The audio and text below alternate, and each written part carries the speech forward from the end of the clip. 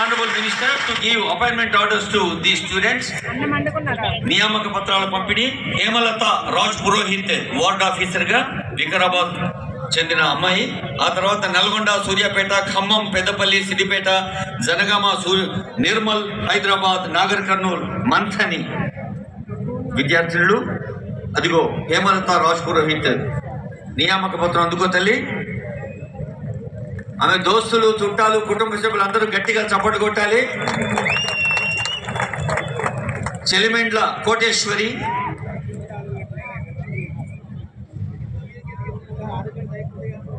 హేమలతకి శుభాకాంక్షలు. కోటేశ్వరి తర్వాత రామిశెట్టి సౌమ్య. కోటేశ్వరికి పెద్దలందరి ఆశీస్సులు, అభినందనలు అందుతూ ఉన్నాయి. తర్వాత రామిశెట్టి సౌమ్య, మీ ఆశీస్సులు కూడా కావాలి. మీరు అందరూ పెద్దవాళ్ళు ఈ పిల్లల కంటే చప్పట్లు కొట్టి వారిని దీవించండి, దోస్తులైతే అభినందించండి. రామిశెట్టి సౌమ్య, సూర్యాపేట. తర్వాత సింగరేణి కాలేజెస్ లో ఉద్యోగ నియామక పత్రం డి కావ్యశ్రీ, ఖమ్మం.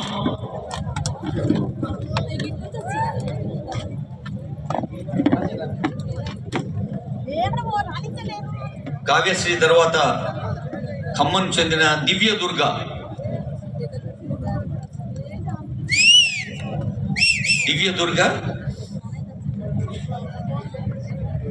తర్వాత బహుశా ఇప్పుడు మన ఊరి పేరు చెప్తా చప్పట్లు ఎక్కువ కొడతారేమో. పెద్దపల్లి డి క్రాంతి.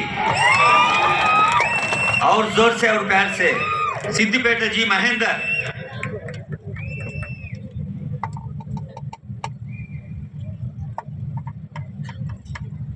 और एक बार पेद्दपल्ली राजेश.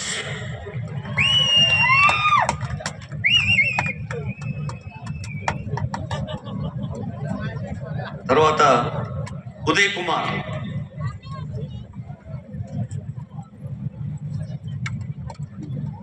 తర్వాత జీవన్ రెడ్డి.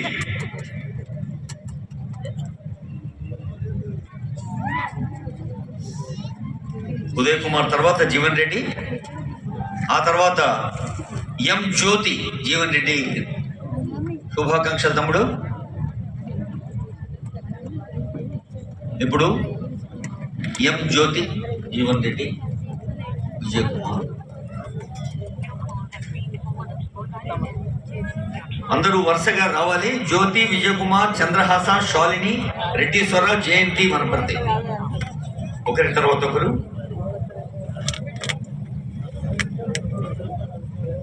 స్కిల్ యూనివర్సిటీకి సంబంధించిన ఎంఓయు వివిధ ఏజెన్సీల ప్రతినిధులు వేదికపైనారు. వారిని ఆహ్వానిస్తున్నాను. ఈ ఎంఓయులో ఆనరబుల్ సీఎం గారి సమక్షంలో జరిగే ఎంఓయులో వారు పాల్గొంటారు. నాకు అత్యంత సన్నిహితుడు, పెద్దపల్లి శాసనసభ్యులు విజయ రమణారావు గారి అధ్యక్షతన ఉమ్మడి కరీంనగర్ జిల్లా ఇన్ఛార్జ్ మంత్రివర్యులు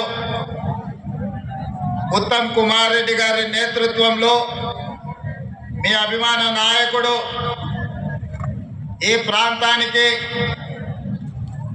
తెలంగాణ ప్రతిష్టకు ప్రాతినిధ్యం వహించిన మాజీ ప్రధానమంత్రి పివి నరసింహారావు గారు, ప్రాతినిధ్యం వహించిన మంతని శాసనసభ్యులు, ఐటీ అండ్ ఇండస్ట్రీస్ మంత్రివర్యులు శ్రీధర్ బాబు గారి పర్యవేక్షణలో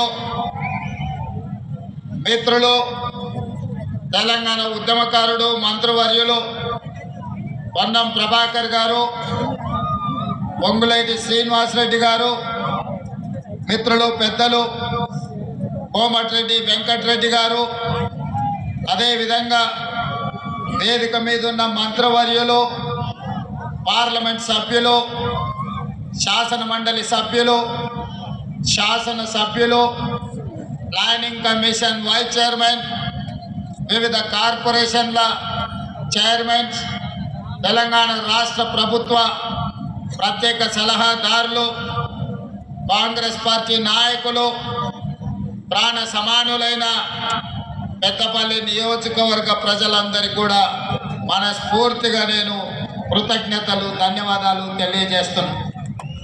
ఈరోజు ఈ కార్యక్రమం ప్రధానంగా యువ వికాసం అనే నినాదంతో వేలాది మంది సమక్షంలో గ్రూప్ 4 ఉద్యోగాలు 8,084 మందికి ఈరోజు నియామక పత్రాలు ఇవ్వడం ద్వారా తెలంగాణ రాష్ట్రంలో మార్పు రావాలి, కాంగ్రెస్ కావాలి అని ఒక నినాదంతో డిసెంబర్ 3, 2023 నాడు మీరిచ్చిన విలక్షణమైన తీర్పుతో ఈనాటి ఈ ప్రభుత్వం ఏర్పడ్డది.